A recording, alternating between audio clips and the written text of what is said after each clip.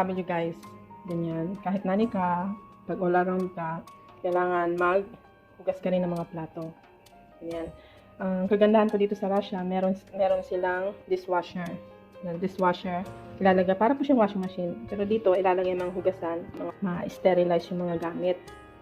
Okay, so pag ganitong tambak po ang hugasan, kagaya ko nagbabantay ko ng bata, kailangan diretso na lang po siya sa dishwasher para hindi kumakain ng oras. Pero kung mga paisa, dalawa, tatlo, kayang hugasan ng kamay, hugasan na lang sa kamay. Okay? Bago ilagay ang mga plato sa dishwasher, kailangan check nyo po muna alin ang pwedeng ilagay sa dishwasher o hindi. Mga porcelain na mga plato, yung mga ganyan, mga kandera, pwede po yan ilagay sa dishwasher. Pero, kailangan double check po ninyo pagdating sa mga plastic. Usually Tupperware, may mga markings yan sila kung pwede sila sa dishwasher o hindi. Okay?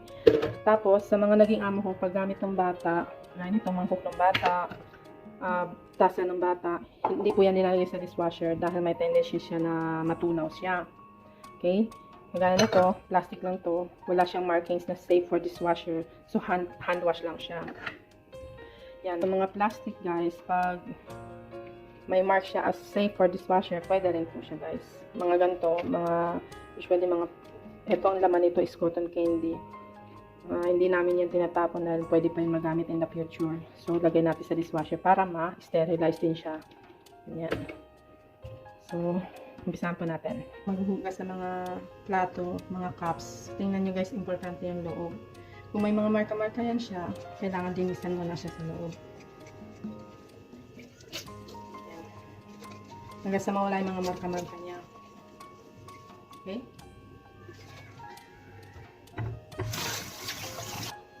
Kagaya nito guys, tingnan nyo, meron siyang mga marka-marka sa loob. Yan. Kung titingnan nyo, may mga marka-marka siya sa loob. Kailangan linisan mo na siya. Kasi kung iaasa nyo lang guys sa dishwasher, hindi natatanggal yung mga marka na yan sa dishwasher. Okay?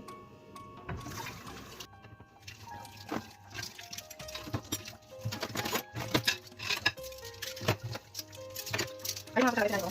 Anong makakawin na ito? Anong makakawin?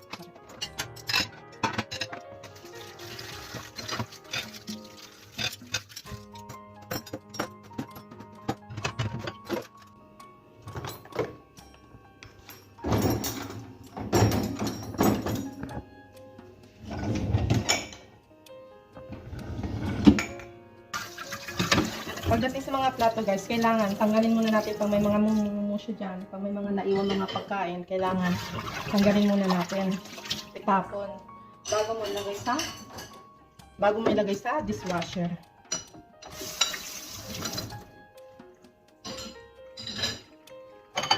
So guys, ito, Tupperware to, dishwasher safe siya. So pwede ko siya ilagay sa dishwasher.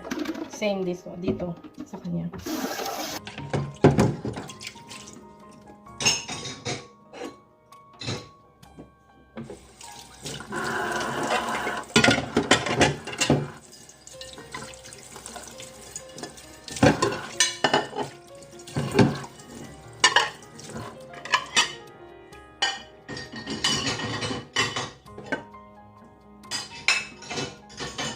Kung napapansin nyo guys, hindi siya ganun karumi. Kasi tinapon ko na yung mga basura doon. Yung mga natirang pagkain, tinapon ko na. Ito guys, from microwave ito. Ito, linalagay ko talaga siya sa dishwasher. Kasi mamantika siya masyado. Mga once a week, linalagay ko siya sa dishwasher para matanggal yung mantika. Kasi kung punas-punasan mo lang, malinis nga siya pero may amoy siya. Tapos, mamantika. Kaya lagay natin sa dishwasher. So, guys, yan, nailagay na natin yung mga manghugasin sa dishwasher. Dito sa itaas, yung mga baso, mga tasa, yan. Ito guys, usually para sa kutsilyo. Dito nilalagay mga kutsilyo, mga sandok, ganyan. Ganyan. Then, sa baba, yung mga plato. Para sa mga mangkok, sa mga kaldero. Guys, merong ibang amo guys na ayaw nila na basta-basta mo lang nilalagay yung mga plato. Maliit-maliit, mangkok-mangkok, platong-mangkok, halo-halo mo ilalagay. May mga amo na ayaw ng ganon. Usually sa mga naging amo ko, natutunan ko by experience din. na it's better nga na ilagay mo yung mga plato by sizes. Pinakamalaki hanggang sa pinakamaliit. Ganyan guys. It's better to be organized. Ganun lang yung sinasabi nila. Para dito, madali rin silang mahugasan. Ganyan. Okay. So, now, ilagay natin ang ating sabon. Pasok natin siya. Ganyan, pasok. Guys, ito yung dishwasher soap. Naka-bar form siya. Yung iba naman, liquid form. Ito guys, kahit may balot siya na plastic, pwedeng hindi na siya tanggalin. Matutunaw na lang siya ng kanya doon sa dilutable siya. Pwedeng matutunaw na lang siya sa loob ng dishwasher. Okay? So, after nyo maayos yung mga plato, sa dishwasher, lagay lang po natin ang dishwashing soap dito sa kanyang lalagyanan. Diyan, lagay po dyan. Tapos dito naman guys, yung liquid para maging shiny yung mga hugasan, especially pa mga glasses, pa mga transparent na glasses. Ito nilalagay diyan. Ito. Shine and protect. Kagaya niyan. Ang purpose nito guys, lalo na pa mga wine glasses, hindi mag-iiwan ng mga marka-marka sa glasses. Lagay po yan dyan dito sa part na yan. Hanggang sa mapuno siya. Ayan. Usually nilalagay ito guys sa gamit guys ng dishwasher kung araw-araw, minsan once a week, kung hindi naman araw-araw, mga once every 2 weeks, ganun guys. Okay? So, sarado po natin siya. Okay? Guys, itong dishwasher na ito ay, ang brand niya ay Bosch. Okay? Dito, ito ang pinaka-common na dishwasher dito sa Russia. Bosch. Pero, may ibang mga brand din. May mga ibang brand ng dishwasher. Pero, ang operation niya, at ang mga pindutin niya, kung ano mga kailangan pipindutin, almost the same. Kanyang operational instruction, pare-pareho lang din. So, andito ang kanyang power. Pagdating natin ang power. Malaman niyo naka-open ang power dahil yan nagbi-blink na siya. Okay? So, ito, makikita niyo guys, ito, yung oras niya, kung ilan oras niyo siya gusto. Minsan, pag mga malalaking mga hugasin talaga, pinapaabot nila 3 oras, ganun, ganyan. Pero hindi ko to ginagalaw. Itong pipindutin nyo, pag kalahati lang ang dishwasher, kalahati lang, ibig sabihin yan, kung pipindutin mo siya, kalahati ng oras niya ang igugugol lang para mag-operate siya. Okay? Kasi, iba-iba ang oras po yan, guys. Itong pipindutin para lumipat siya kung anong operation ang gagawin niya. Okay?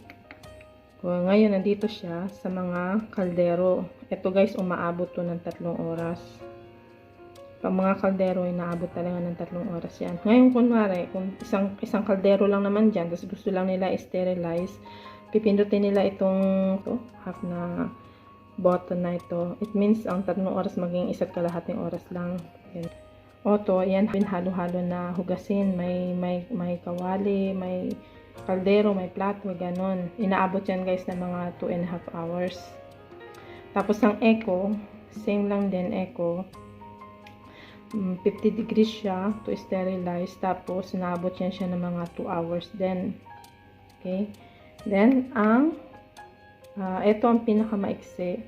Hugasan mo lang siya yung mga baso, mga wine glasses lang, ganyan guys. So, tapos 45 degrees lang siya. Yung mga kung ano-anong hugasan ilalagay mo dyan, may mga specific na temperature. So, ito guys, for glasses, 45 degrees, ito ang pinakamaiksi. Nasa 30 minutes lang siya. So, ako, kagaya ko, na hinugasan ko na guys yung mga plato, half wash na siya dahil wala na yung mga dumi-dumi niya sa plato, mga baso.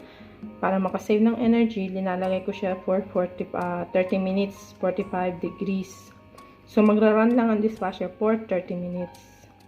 Ito naman, kung ilalagay mo siya dito, banlaw lang yan siya guys. Banlaw, tapos walang sabon na nakalagay, tapos hindi siya naka-steam, hindi siya ma-sterilize.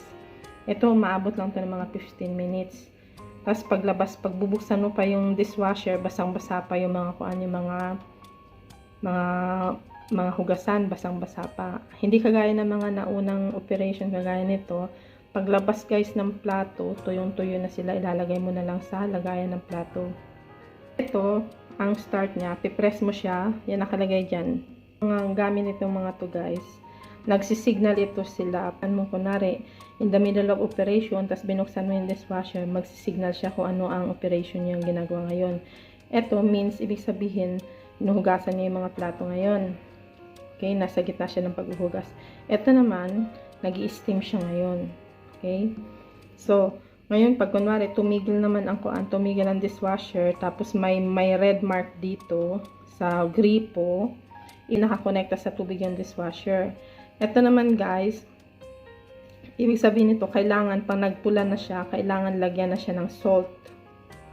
Okay? Ibig sabihin naman nito, kailangan ilagay na yung protect na liquid. Gaya ng salt ang gamit niyan para hindi sila mga lawang yung loob. Habang naglilinis yung dishwasher, linilinis din yung makina. Isa ito sa dalawang importante. So press mo siya 1, 2, 3, tapos close. Up. Ngayon kung naririnig niyo guys yung tubig, ibig sabihin na gumagana siya. Ngayon kung wala kayo naririnig na tubig, pakiramdaman nyo pa bakit baka mamaya hindi gumagana, recheck po ninyo ulit.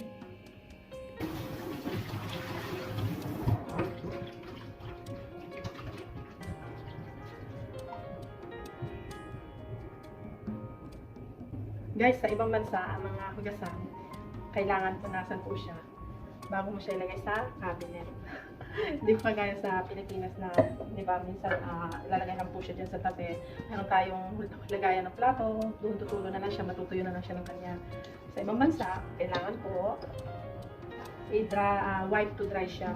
Kailangan punasan siya bago siya ilagay sa cabinet.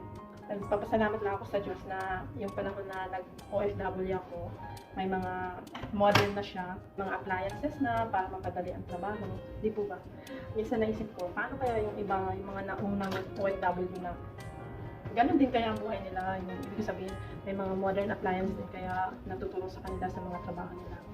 Yun. Isa po yan talaga sa pinagpapasalamat ko. Pero naisip ko rin, siguro by that time, kung ganun man, siguro kung naghugas lang sila maghapon ng plato, hugas lang kung ganun, tambak ang hugasan nila, di ba? Naisip ko lang, minsan pang marami naman hugasan, naisip ko, paano kung gano'n ito walang dishwasher? Yung pumunta ako sa ibang bansa, parang ang dali-dali na lang ng lahat dahil may dishwasher nga. Kahit sabi mo na naghuhugas ka ng mga plato, ganun. Pero hindi na ganun tambak talaga. Merong mga Russian po naman, mahilig sila sa mga naka-table setting, merong plato para sa main dish, may plato para sa soup. Di po ba ganun? So, paano pa ganun tampak na yung mga plato? Yung maghapon maghuhugas ng plato, maghapon yun na lang ang trabaho. No? Tapos pagdating mo ng Pilipinas, ang buhay mo sa Pilipinas napakasimple, walang dishwasher. Sabi ko, bakit nairaraos ko naman yung maghapon na marami rin naman tambak na plato, pero nairaraos ko naman, di ba? Minsan, nakakatawa lang isipin. So, ganon guys. Na-share ko lang paano minsan ang buhay ng OFW.